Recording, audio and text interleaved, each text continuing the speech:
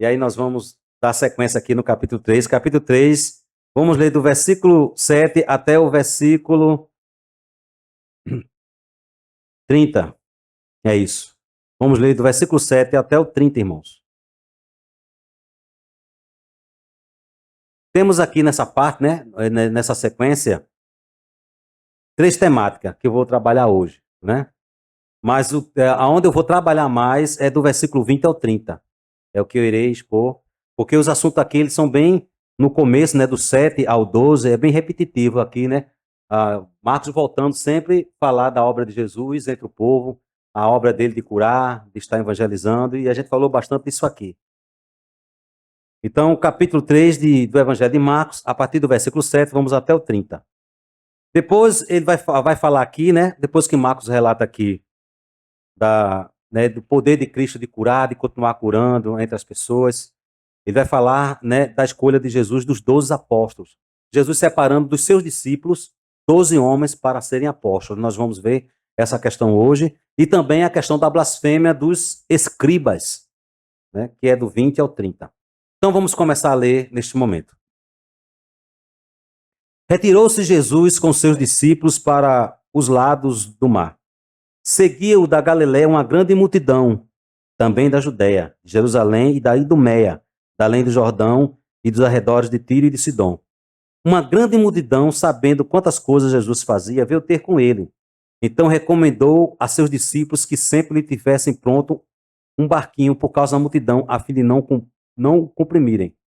Pois curava muitos, de modo que todos os que padeciam de qualquer enfermidade se arrojavam a ele para o tocar. Também os espíritos imundos, quando o viam, prostravam-se ante deles e exclamavam: Tu és o Filho de Deus. Mas Jesus lhe advertia severamente que não o expusessem à publicidade. Depois, subiu ao monte e chamou os que ele mesmo quis, e vieram para junto dele. Então designou 12 para estarem com ele, e para os enviar a pregar, e a exercer a autoridade de expelir demônios. Eis os 12 que designou: Simão, a quem acrescentou o nome de Pedro, Tiago, filho de Zebedeu, e João, seu irmão, às quais deu o nome de Boanerges, que quer dizer filhos do trovão. André, Filipe, Bartolomeu, Mateus, Tomé, Tiago, filho de Alfeu, Tadeu, Simão, o Zelote, e Judas Iscariotes, que foi quem o traiu. Então ele foi para casa. Não obstante, a multidão afluiu de novo, de tal modo que nem podiam comer. E quanto os parentes de Jesus ouviram isto, saíram para o prender, porque diziam: está fora de si. Os escribas que haviam descido de Jerusalém diziam: ele está possesso de Beelzebu, e é pelo maioral dos demônios que expele demônios. Então, convocando-os, Jesus lhes disse, por meio de parábolas: como pode Satanás expelir a Satanás? Se um reino estiver dividido contra si mesmo, tal reino não pode subsistir. Se uma casa estiver dividida contra si mesma, tal casa não poderá subsistir. Se, pois, Satanás se levantou contra si mesmo e está dividido, não pode subsistir, mas perece. Ninguém pode entrar na casa do valente para roubar-lhe os bens, sem primeiro amarrá-lo, e só então lhe saqueará a casa. Em verdade vos digo que tudo será perdoado aos filhos dos homens, os pecados e as blasfêmias que proferirem. Mas aquele que blasfemar contra o Espírito Santo não tem perdão para sempre, visto que é réu de pecado eterno. Isto porque diziam: está possesso de um espírito imundo. Então, até aqui, irmãos, para a semana a gente continua, né? Terminaremos o capítulo 3, né? Que vai ser sobre a família de Jesus. Oremos. Meu Pai, Pai querido, Pai de nosso Senhor Salvador Jesus Cristo, mais uma vez nos dirigimos a Ti em oração. E eu te agradeço, ó Deus, por essa graça de estar aqui expondo o Evangelho de Marcos, à Tua igreja. Que esta tarde seja proveitosa e que de fato o Senhor fale aos corações dos Teus eleitos aqui presentes. Que o que foi lido aqui seja repassado de forma fiel, a aplicação seja fiel e tenhamos tanto a aprender de Ti, que nos dá a vida eterna por meio de Jesus Cristo. Obrigado, Senhor. Mais uma vez te louvamos por tudo, em nome do Teu Filho Jesus. Amém. Então, irmãos, dando continuidade aqui, vimos na semana passada que Jesus curou Um homem da mão ressequida, foi bem exposto aqui na pregação, né, dada pelo o nosso irmão Hugo, né? Jesus, ele costumava frequentar a sinagoga, né, não para causar polêmica ou causar brigas lá, ou contenda, ou para chamar a atenção. Jesus ia para a sinagoga para cultuar, para ouvir a lei de Deus. Era um momento dos sábados, né? Todo mundo parava para irem à sinagoga, como vocês estão fazendo agora nesse momento, né? Final da tarde, estão aqui para adorar a Deus, ouvir a lei de Deus, ouvir a palavra de Deus e orar ao Senhor. E era costume de Jesus. Então você vai ver aqui, como foi falado na semana passada, que era uma coisa assim, era costume do Senhor, era corriqueiro. Isso aí tem muito a nos ensinar, né? Jesus gostava de estar nas casas de oração para ouvir a palavra de Deus. Para quem é crente de verdade, isso é prazeroso. E independente da situação, Jesus estava lá, né? Se tinha alguém que não estava bem com ele, mas Jesus estava ali. Ele sabia, né? Mas ele estava ali, cumprindo aquela obrigação. E aí ele curou um homem que tinha uma mão, né, ressequida, mostrando o poder curador dele, desafiando ali, né, as autoridades judaicas, as autoridades que não sabiam de quem se tratava, eles não tinham a revelação, mas através dos sinais, Jesus ele já estava mostrando de forma ali gradual que o Messias havia chegado. E aí, meus irmãos, Marcos continua a relatar o poder curador do Senhor. Versículo 7 a 12, que acabamos de ler, Paulo volta a tratar que ele expelia muitos demônios, uma coisa assim que era inédito para o povo, esse tipo de pessoas, né, sendo libertas de espíritos malignos, pessoas controladas por demônios. E Jesus, ele revela algo que é verdadeiro. O homem, ele é dominado por espíritos malignos. O homem é dominado por Satanás. E aqueles que estão num nível tão de escravidão, né, tão aparente que são possessos até, chegam a ficarem possessos. Eu creio que o pecador aí, né, aí a Bíblia diz que o mundo jaz no maligno e que nós, antes de sermos convertidos a Deus, vivíamos, né, segundo o poder do príncipe da potestade do ar. Todo o ser humano aí, ele tem a influência, né, ele está sob o controle de Satanás. E há alguns que estão de uma maneira de vários espíritos fazer morada dentro dele. E essas pessoas, elas, né, têm têm comportamentos bizarros, né? Algumas ficam loucas, né? Algumas se entregam a pecados assim degradantes, mostrando que de fato ela não está no normal dela. E Jesus, quando estava aqui, esses espíritos, eles conheciam, né, quem era Jesus. Ele via algo além do que o ser humano vê. Porque ali os seres humanos, né, na visão exterior, via apenas um homem comum. Jesus era um homem comum, do semblante comum. Jesus provavelmente não tinha nada que chamasse atenção. Tinha nada que chamasse atenção. Era um judeu comum como outro qualquer. E era muito natural. Mas os demônios que incorporavam nas pessoas, né, nos endemoniados, eles viam algo além disso. Eles deviam ver algo além que os olhos humanos, né, não podiam ver, o invisível. E aqui diz que eles gritavam. Eles gritavam expondo Jesus. É o Filho de Deus. O que é que você veio fazer aqui, Filho de Deus, Santo de Deus? Porque você veio nos atormentar antes do tempo. Veio já nos destruir. E Jesus repreendia eles, mandando eles ficarem calados, porque Jesus não queria ser exposto. E tinha um momento, Jesus não queria, interessante, né? Jesus veio, né, sendo o Messias, mas havia um momento que ele não poderia ser exposto ainda como tal. Logo no começo do ministério dele, ele não queria. Ele não começava a se expor logo de início para ninguém que era o Messias. Isso foi gradualmente sendo revelado. E quando começaram a entender que Jesus estava se revelando como Messias, é que começou assim, a ele ser mais confrontado ainda, mais resistido. Quando começou a cair a ficha dos escribas, dos fariseus, dos judeus, que Jesus estava se revelando como tal. Até então aqui, irmãos, ele não estava se revelando como tal, mas os espíritos já estavam querendo expor quem ele era.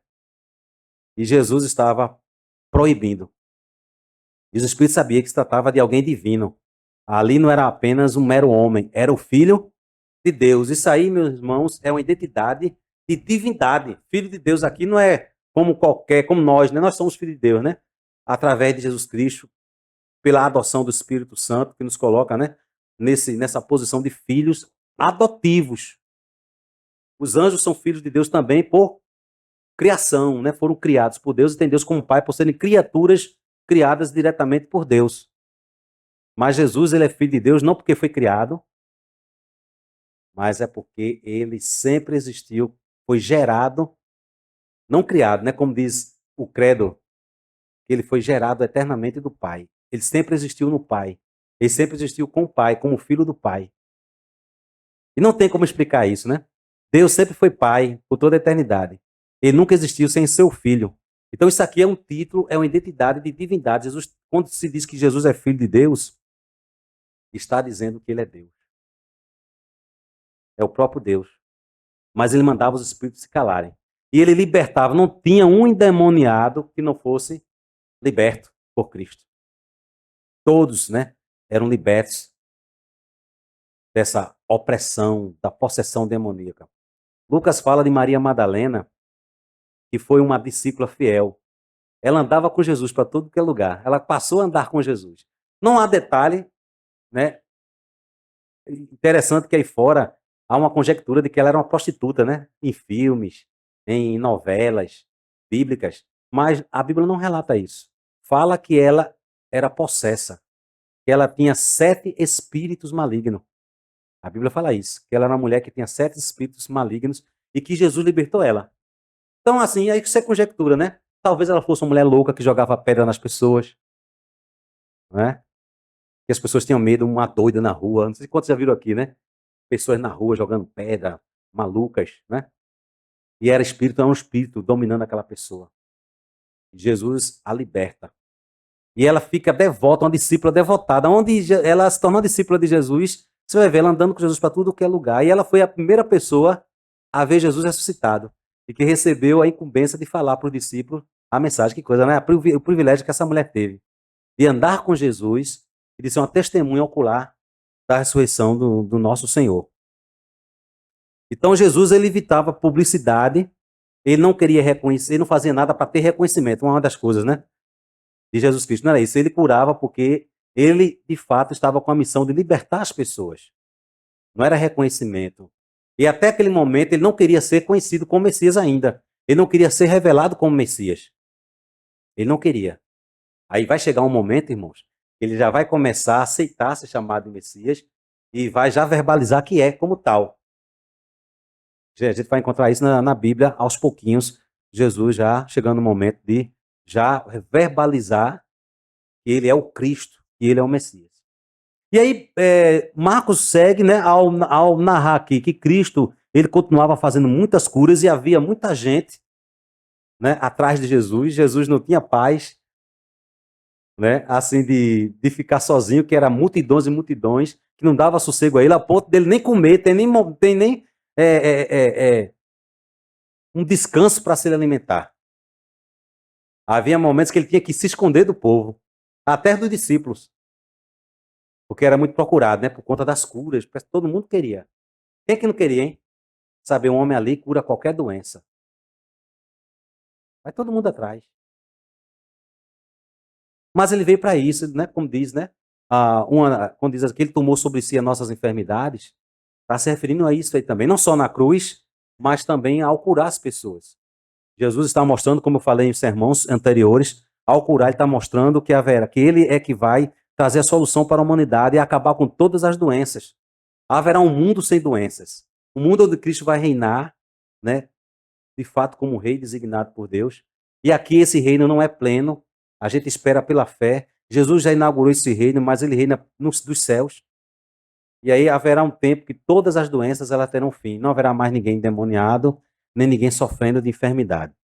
E aí Jesus, ele sobe um monte para orar, irmãos. Nos relatos dos outros evangelistas, diz que ele passa a noite orando para escolher 12 homens, que Jesus, além desses 12, tinha muito mais discípulos. É relatado que ele tinha 70, né? Ele designa 70 homens para evangelizar, mas ele tinha muito mais do que os 70 discípulos. E aí, desses vários discípulos que Jesus tinha, que João Batista, interessante, João Batista também tinha um número considerável de discípulos, e os discípulos de João Batista ficam até enciumados com Jesus, dizendo, olha, aquele homem, ele está crescendo mais do que tu, aquele que tu apontou, é isso mesmo? É o que João diz, né? É necessário que ele cresça. Eu já cumpri minha missão. É necessário que ele cresça e eu diminua. Porque nenhum homem recebe nada se do céu não for dado a ele. Então ele veio, o Messias chegou. Então eu estou preparando você justamente para ele. Eles ficaram, né, alguns discípulos de João não estavam entendendo. Porque eles ainda também não tinham até o momento a revelação de que Jesus de fato era o Messias. E aí foram questionar João. Olha, ele está crescendo em muito. E Jesus tinha, além da multidão assustadora que andava com Jesus para tudo que é lugar, aonde Jesus chegava, lotava as casas, lotava os lugares, lotava as sinagogas por causa do poder dele curador. Jesus tinha uma multidão de discípulos, além de outra multidão que não era discípulo dele, que era só curiosos, pessoas atrás de curas. Ele tinha uma multidão de discípulos. E dessa multidão de discípulos, ele separou 12 homens para ser representantes dele, para ter o mesmo poder dele, a mesma autoridade dele, para representá-lo, né, sendo enviados. Né? Aí ele nomeia como apóstolos, ou seja, enviados.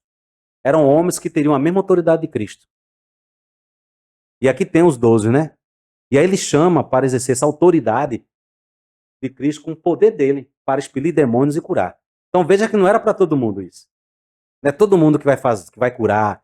Né? Tem pessoas que pegam esses textos que Jesus fala que em meu nome expelirão demônios, falarão novas línguas, colocarão as mãos sobre os enfermos ficarão curados. Tem pessoas que acreditam que isso é para todo crente. E não é, meus irmãos. Se é, tem alguma coisa errada com a gente, né? Não, isso aqui era para pessoas específicas, que Jesus chamava para ter a mesma autoridade dele. Para curar. Tirar os demônios das pessoas. Interessante que os apóstolos, eles vão, né?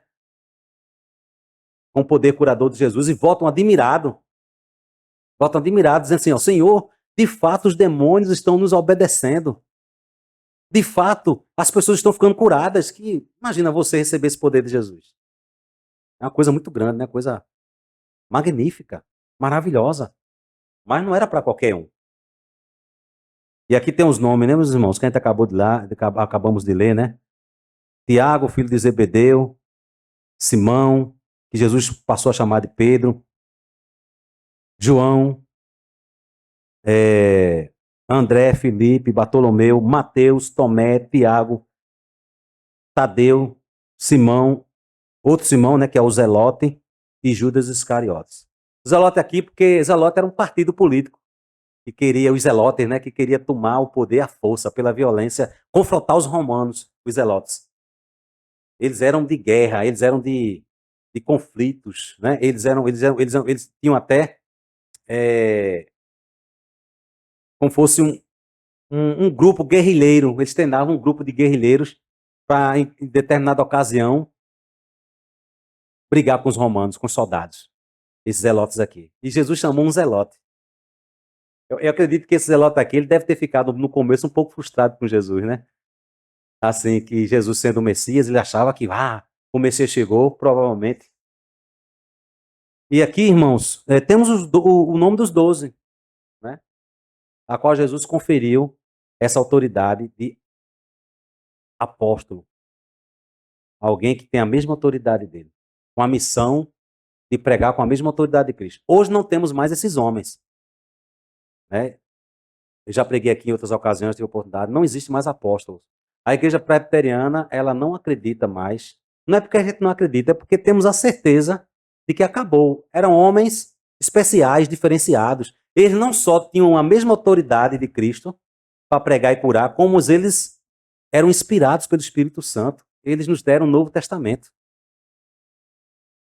Né? Veja aí que Pedro escreveu 2 epístolas, João escreveu 3 epístolas, um evangelho e o Apocalipse. Não é? Então, o apóstolo Paulo também era um apóstolo que foi até colocado em dúvida, o apostolado de Paulo, porque Paulo ele veio depois. O apóstolo Paulo não conviveu com os apóstolos. Ele foi um apóstolo, assim, especial, que fugiu ali aquela regra, mas os 12, eles eram homens, assim, era um grupo fechado, os 12. E Paulo não fazia parte dos 12. Tanto que no capítulo 21 de Apocalipse, meus irmãos, está lá nas portas da Nova Jerusalém, como fundamento, o nome dos 12 apóstolos, como fosse um grupo fechado mesmo. O nome dos 12 apóstolos, ali, né? Aquele símbolo lá, o fundamento, que a igreja está edificada sobre o fundamento dos apóstolos. Efésios capítulo 2, versículo 20. O que é o fundamento? É a base, né? De uma construção, que é colocada uma única vez. Sobre a base é construído o prédio. Então a igreja está sendo construída sobre a doutrina dos apóstolos. Está sendo edificada sobre os ensinamentos dos apóstolos. Então esses homens eram homens diferenciados, especiais. Não temos mais esses homens. É tanto que quando Judas, né, ele comete suicídio e fica 11, Pedro lá no capítulo 1 de Atos, ele viu a necessidade de completar o número 12. Não foi 12? Ficou 11. Veja que não era mais. E ele colocou lá as prerrogativas para ser apóstolo. Era alguém que andou com Jesus desde o começo, que andou mesmo com Jesus, que comeu, que bebeu, que viu os milagres de Jesus e viu ele ressuscitado. Somente essa pessoa é que poderia tomar lugar de Judas e completar o número de 12 novamente, que foi eleito Tadeu, né? E aí, queridos, é difícil acreditar hoje pessoas aí se titulando o quê? Apóstolo, né, nos dias de hoje. A gente vê pessoas aí, homens, né, se dizendo que são apóstolos e não são. São mentirosos. Paulo, ele teve dificuldade de provar que era apóstolo. Tinha pessoas duvidando que ele fazia de fato parte, né, do colegiado apostólico, porque o apóstolo Paulo ele veio depois, né? Apenas corrigindo aqui, quem tomou o lugar de Judas, Tadeus era um dos apóstolos já, foi Matias, né? Matias. Apenas corrigindo, foi Matias quem tomou o lugar de Judas. E aí Paulo, o apóstolo Paulo, ele começa também a discursar, você vê isso em 1 Coríntios capítulo 9, 2 Coríntios capítulo 12, dizendo, eu sou apóstolo, embora não seja digno, mas eu tenho as credenciais. Ele vai dizer lá, eu vi a Jesus, ele apareceu a mim ressuscitado.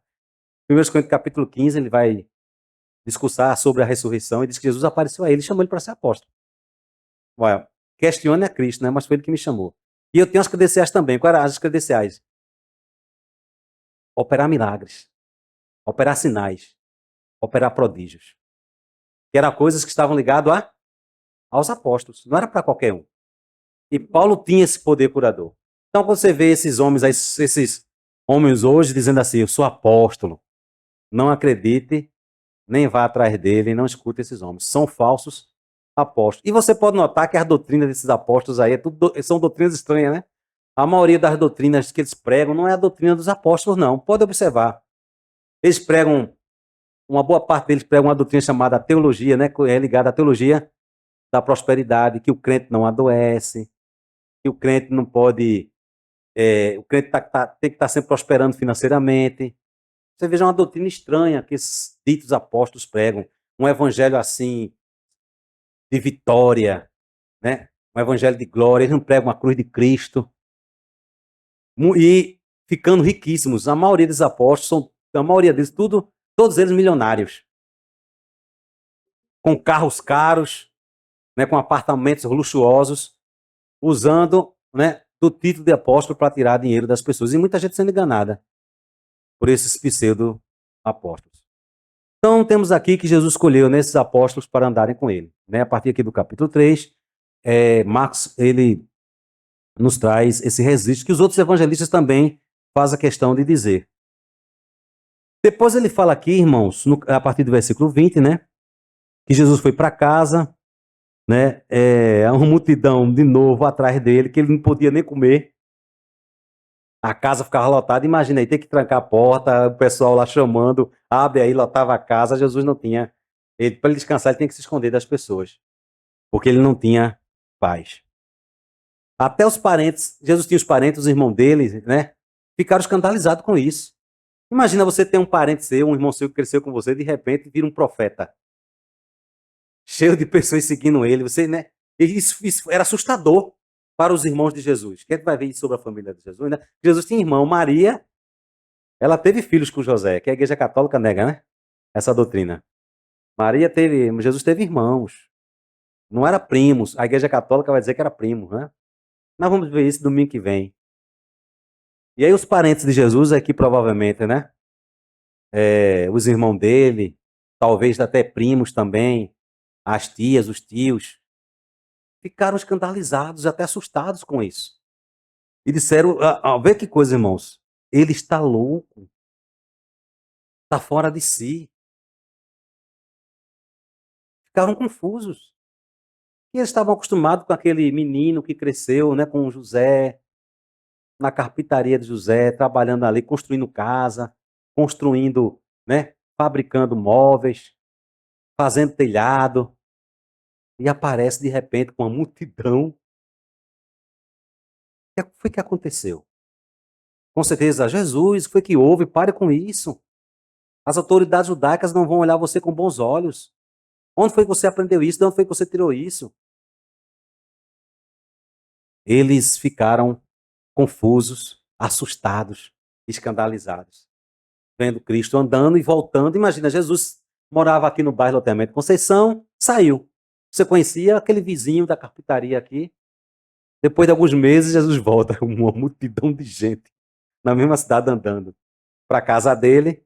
Aquela briga, aquele tumulto, muita gente gritando, demônios saindo, aquele espetáculo. Não era assustador? O que foi que houve? Foi justamente isso aí, irmãos. Então pense nessa imagem, né? Pense nisso. Você vai lendo aqui e não percebe, né? O quanto isso foi profundo, o quanto isso foi, né, espetacular, essas coisas. E aí os escribas disseram assim, olha, mas ele cura, não há dúvida, os aleijados andam, as pernas voltam dos aleijados, aquelas pernas tortas, curtas, voltam para o lugar. Os cegos, eles começam a enxergar, o mudo começa a falar, não tem como negar não. Pessoas que a gente conhece aqui, que tinha problema, ele cura, estão dizendo que foram curadas. Mas só pode ser pelo poder do Beelzebul que ele está fazendo isso. Né? Beelzebul era uma divindade, né? O deus Ecrom, é dito assim que havia um deus dos pagãos antigos chamado Ecrom, que era também chamado de Beelzebul. E os fariseus usavam como título para Satanás, ou o deus das moscas, dos insetos. E eles dizem, só pode ser Beelzebul que está operando Satanás por meio desse homem. E aí Jesus responde para eles, ora, se Satanás expulsa Satanás, quando é que esse reino vai durar? Um reino dividido não pode persistir por muito tempo. Jesus fala aqui. No Evangelho de Mateus, capítulo 12, Jesus acrescenta assim, se eu não posso expulsar demônios, que eu expulso pelo dedo de Deus, como é que os vossos filhos também expulsam? Mas é com que poder que os vossos filhos também expulsam demônios? Que é interessante, irmãos, que os fariseus e os escribas, eles tinham exorcistas. Eles tinham um ministério de exorcismo. E os vossos filhos aqui não eram os filhos deles, né, biológicos, que eles geraram. Eram os discípulos dele, que eram chamados de filhos. Eles geravam discípulos, né? Olhando aqui, né, os comentários, tem pessoas que interpretam que está se falando que eram os filhos dos fariseus que expulsavam os demônios. Não. Eram os discípulos dos escribas, eram os discípulos dos fariseus, que eles tinham também ministério de exorcismo. Interessante isso. E aí Jesus quis dizer o seguinte, que não sabemos com certeza se os fariseus de fato praticavam exorcismo, né? Como é que eles faziam isso? Se eles levavam água benta, não água lá, uma água que eles oravam, consagravam para jogar nos espíritos. O que é que eles faziam? Se eles levavam algum amuleto, né? Em nome de quem eles faziam aquilo ali? E a gente não sabe, né, como era feito esse ritual, mas deve existir aí, né, muitas conjecturas como é que o fariseu fazia isso quando sabiam de alguém endemoniado. Mas era uma coisa que não era comum, tanto que o que Jesus fazia trazia admiração do povo. O povo chamava até de nova doutrina. A gente viu isso aqui no começo da exposição do Evangelho de Marcos. Que nova doutrina é essa? Que ele manda nos demônios e os demônios obedecem a ele. Quer dizer que não era uma coisa comum. Mesmo os fariseus, eles tendo ali, né, um trabalho de exorcismo, não era uma coisa que acontecia corriqueiramente. Ou não acontecia. Ou talvez eles não eram bem-sucedidos com isso. E aí Jesus fala, né? Ou vocês não questionam os discípulos de vocês quando vão enfrentar um demônio e vão tentar expulsar um demônio. Por que vocês estão me questionando e de fato eu estou expulsando? Está sendo comprovadamente aqui, não há dúvida de que eu expulso. E vocês não colocam a dúvida em vocês mesmos. Quando vocês vocês não são nem bem-sucedidos quando vão exorcizar alguém. Mas um reino dividido não vai subsistir. E aí Jesus fala uma parábola aqui interessante, que ele diz que ninguém pode entrar na casa do valente para roubar os bens dele, sem primeiro amarrá-lo.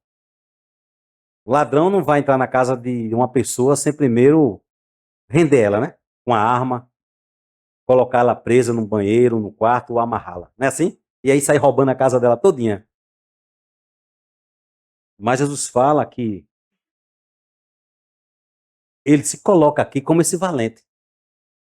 Que está entrando no campo do inimigo. Essas expulsões de demônios, esses exorcismos que Jesus está efetuando, ele está mostrando que veio libertar as pessoas oprimidas pelo diabo. Ele veio libertar as pessoas que estão sobre o jugo, sobre a potestade do diabo. Ele veio para isso. E ele está dizendo, eu estou entrando no campo do inimigo e estou amarrando a Satanás. Eu estou quebrando o poder dele e libertando muitas pessoas desse jugo, dessa escravidão. E você, meu irmão e minha irmã, é uma delas. Não foi por possessão, né? Ninguém aqui foi possesso. Mas todos nós fomos servos do diabo. E carecemos do poder do evangelho para nos libertar. E aqui Jesus está dizendo que ele entrou no campo desse inimigo e o amarrou. O diabo foi amarrado por Jesus. Tanto que ele está libertando até hoje muitas pessoas. Jesus tem quebrado o poder do inimigo e ele não deixou de libertar, irmãos. Ele fazia isso presente quando estava presente, mas a igreja dele, que é o corpo de Cristo na terra, que tem a presença do Espírito Santo, continua essa obra de saquear, de invadir o terreno do inimigo, que é o mundo, e libertar pessoas. Isso aí é o sinal de que o reino de Deus chegou. Ele fala, se eu estou expulsando demônio, lá no capítulo 12 de Mateus, ele traz mais informações, ele diz, é porque o reino de Deus chegou. Esse é o sinal de que o reino de Deus chegou. E para os fariseus, o sinal de que o reino de Deus vai chegar através do Messias era combatendo os romanos. O Messias montado num cavalo bem bonito, com a espada, com a coroa, com um exército poderosíssimo, libertando os judeus do jugo romano e colocando os judeus lá em cima. Mas Jesus está dizendo, não, eu não vim libertar os homens da questão política. Eu vim libertar o homem do pecado. Eu não vim inaugurar um reino político.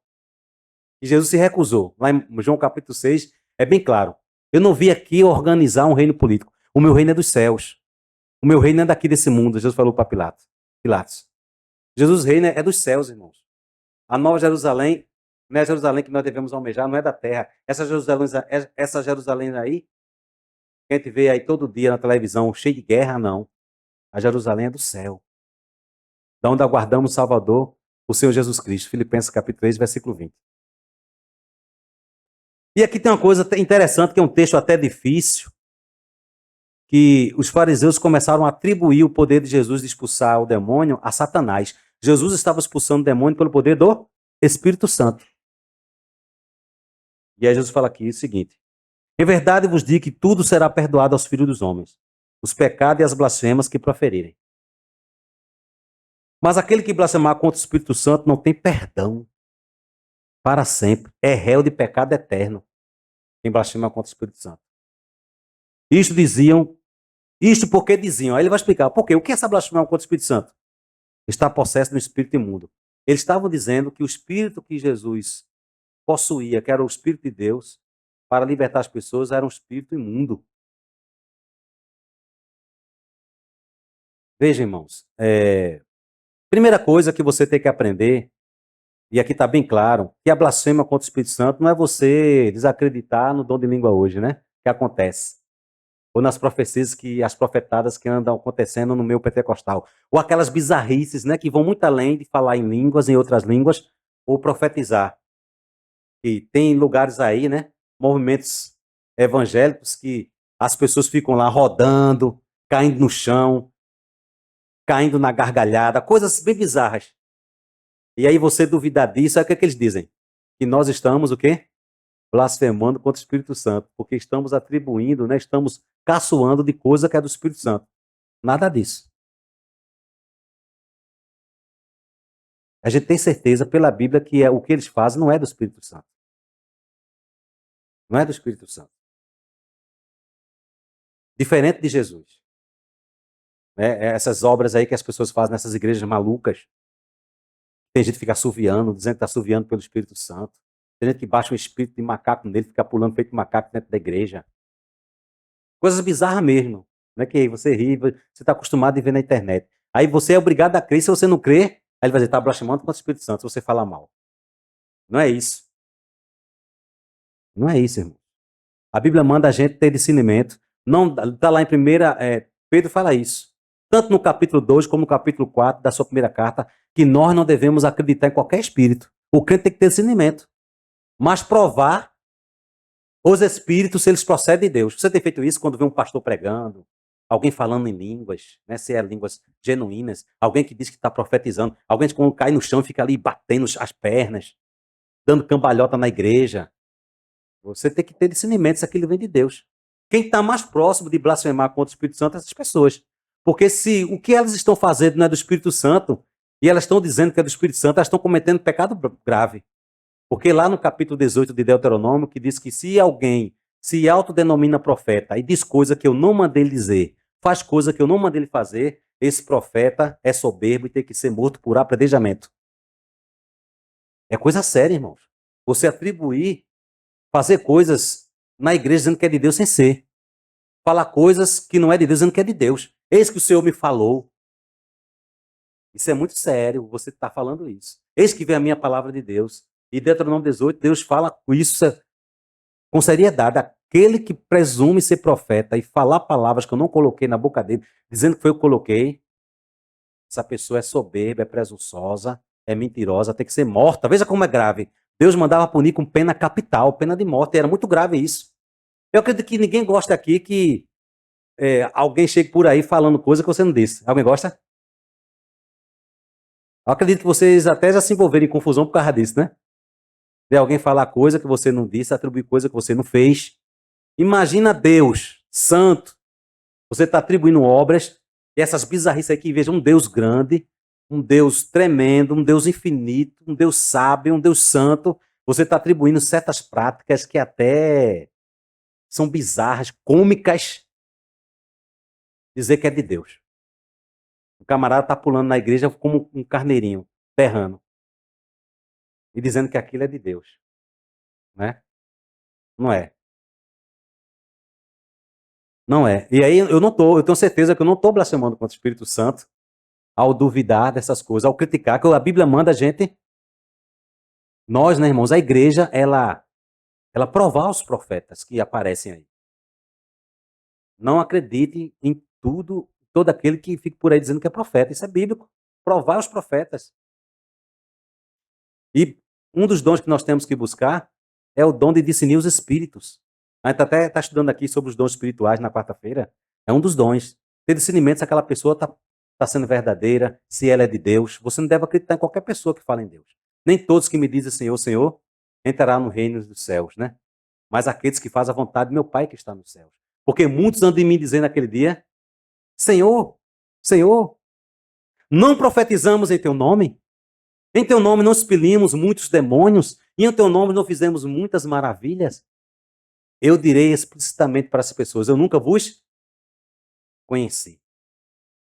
Veja que, ó, quando Jesus fala, eu nunca vos conheci, porque essas pessoas não eram de Deus. Eles expulsavam demônios, entre aspas, eles falavam línguas, eles profetizavam, eles faziam muitas maravilhas, operavam certos determinados, entre aspas, milagres, mas Jesus está dizendo, eu nunca vos conheci, não era de Deus. Que coisa interessante. Jesus não tinha nada a ver com essas pessoas. E elas estão, a maioria dessas pessoas que andam, esses ministérios aí de cura, são falsos profetas. São pessoas que estão querendo tirar dinheiro das pessoas. Usar a cura para enriquecer, né? Fazendo falcatruas. Jesus fala que eles vêm disfarçados de ovelhas, mas dentro são lobos roubadores, pensando no teu dinheiro. Usa a cura para tirar teu dinheiro. Aí se você duvidar dessas pessoas, se você criticar, e geralmente o evangelho delas não é um evangelho correto, pode ver. Não é o evangelho que Jesus deixou. Aí se você duvidar dessas pessoas, é porque você é endemoniado. É porque você está blasfemando contra o Espírito Santo. Então é grave, irmãos, que essas pessoas que se autodenominam apóstolos, profetas, né? E aí Jesus fala, pelos seus frutos o conhecereis. Pode tirar fruto ruim de árvore boa? Ou fruto bom de árvore ruim? Não. Pelos seus frutos o conhecereis. Note que a maioria dessas pessoas de ministério de cura, que se auto-intitula profetas e apóstolos, ou apóstolas, até apóstola tem agora também, pastoras, é escândalos em cima de escândalos. É adultério, descobre que estão envolvidos com lavagem de dinheiro, né? com tráfico. É uma coisa assim, impressionante. Dinheiro no exterior.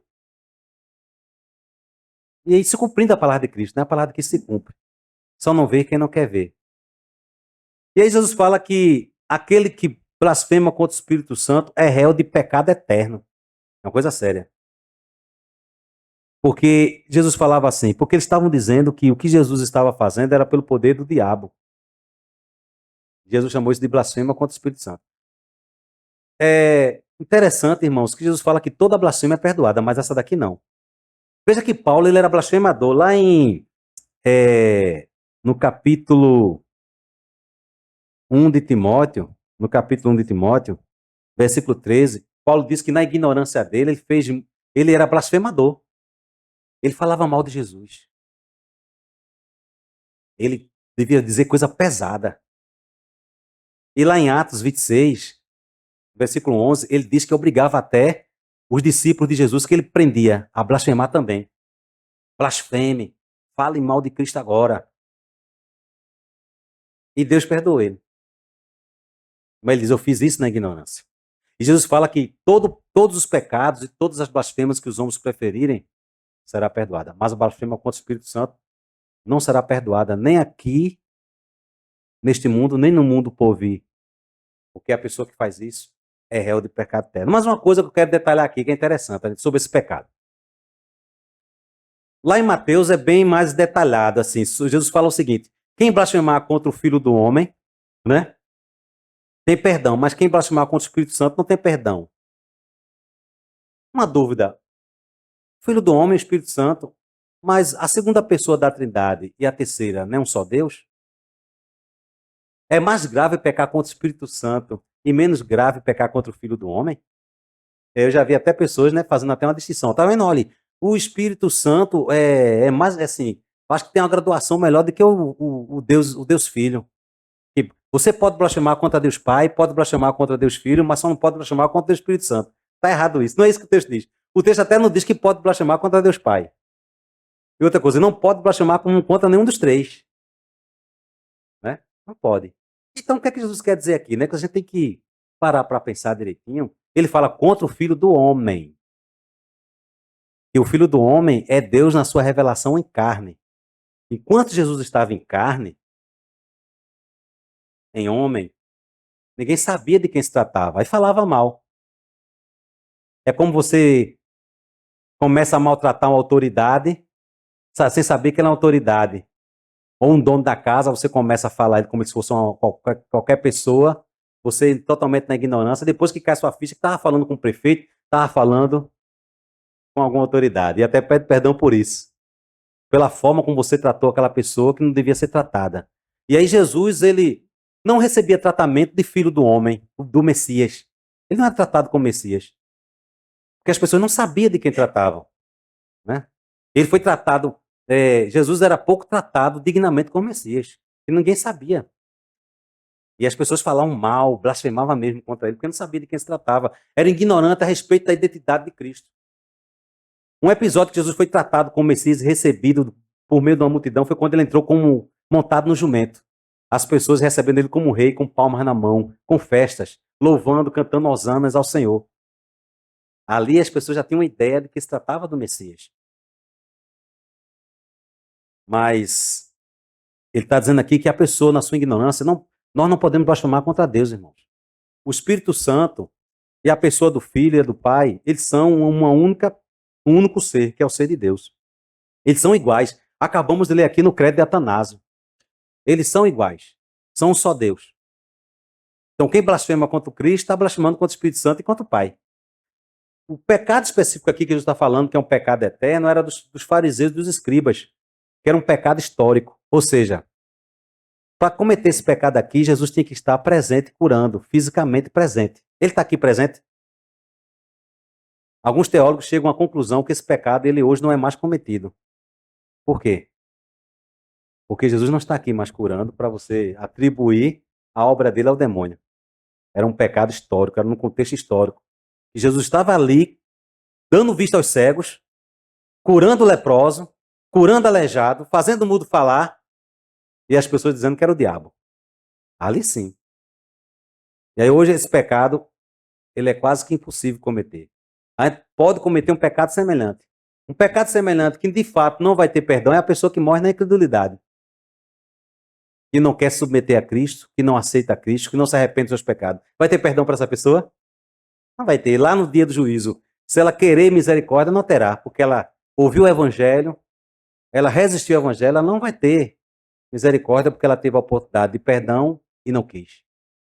E aí essa blasfêmia contra o Espírito Santo não é, a pessoa que está na ignorância aí que fala mal de Deus, que não conhece a Deus. Eu até já presenciei um rapaz, quando eu era do meu pentecostal, eu estava, né, assim, naquele trabalho de evangelismo que a igreja pentecostal faz, de panfletar. Aí eu fui dar um panfleto a um senhor, era um senhor já. E aí ele pegou o panfleto dizendo que não queria, jogou fora. Ó. Rapaz, ele disse coisas tão obscenas contra Jesus. Né? Coisas obscenas mesmo que os irmãos aí, terríveis. E ainda disse que defecava em cima da Bíblia, se desse a Bíblia a ele. Eu acho que, né, faz muitos anos isso. Nunca vi tanto ódio contra Deus, contra a pessoa de Cristo. Mas eu digo a você que ele não estava ali cometendo a blasfêmia contra o Espírito Santo. Ele ainda não estava. Ele estava cometendo o pecado aqui que Jesus fala, né? Que Paulo provavelmente era desse nível também. Ele diz, eu era um blasfemador. E eu fiz até muitos blasfemarem contra Cristo. Mas eu fiz na ignorância. Então, irmãos, louvado seja o nome do Senhor, que nos salvou, que nos libertou do inimigo e que nos deu a cura mais importante, que é a cura da nossa alma, da nossa mente, nos libertando do cativeiro espiritual do diabo. E você está aqui hoje liberto, ouvindo essa palavra, sabendo que o Messias veio e nós aguardamos ele que voltará para tornar pleno a salvação em nós.